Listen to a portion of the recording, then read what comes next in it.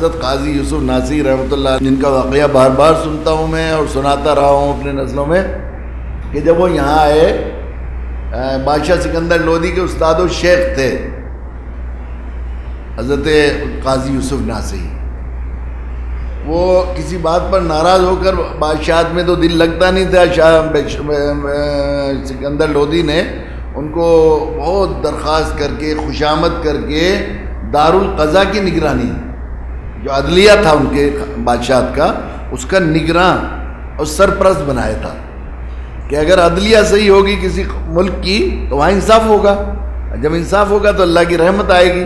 تو بادشاہ سکندر لودھی بہت ہی ذی علم بھی تھے اور بڑے دیندار بادشاہ تھے, اس لیے انہوں نے یہ سوچا کہ عدلیہ ہمارا ضرور اسلامی اس میں آ جانا چاہیے. تو ایک بڑے عالم دین اور ایک اللہ والے ایک عارف اور ایک ربانی عالم کو ان کا سرپرست بنا. مگر وہ اللہ والوں کو کہاں بادشاہت میں دل لگتا ہے, گھٹ رہی تھی طبیعت, بہانہ تلاش کر رہے تھے.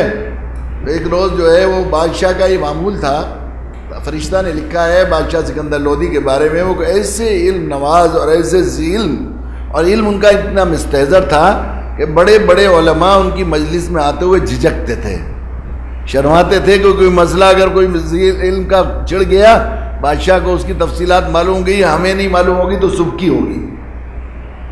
تو اپنے دربار میں وہ وقت رکھتے تھے علماء کو بلا کے, علمی مسائل موجودہ ضروریات کے ہیں ان پر کچھ نہ کچھ مذاکرہ ہو. تو ایک مرتبہ بادشاہ نے یہ مذاکرہ کیا کہ مجاہد ایسے علاقے میں جائے جہاں داڑھی کی بے عزتی ہونے کا امکان ہو. تو فقہ نے اس کی اجازت دی ہے کہ وہاں ایسے مجاہدین کو بھیجا جائے جن کے داڑھی نہ نکلی ہو یا داڑھی نہ رکھے وہ لوگ فوجی. اللہ کے نبی صلی اللہ علیہ وسلم کی سنت کی بے حرمتی ہوگی, اس پر رہی ہے فقہ کی رائے رہی ہے.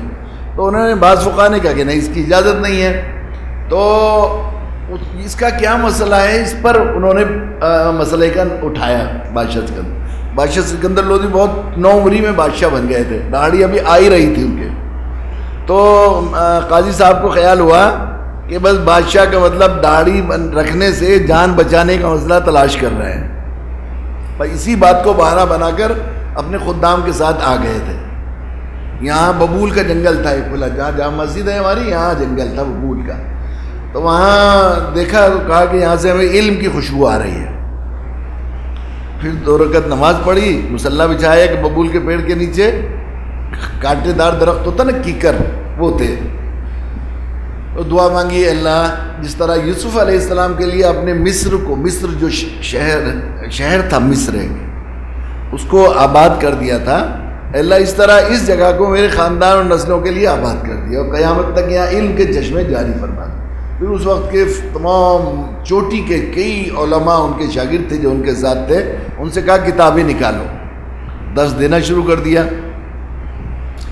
پھر درس دیا, پھر ایک جھوپڑی ڈالی ہے ہماری مسجد ہے, جہاں مسجد ہے یہاں جھوپڑی ڈالی ہے ہماری مسجد.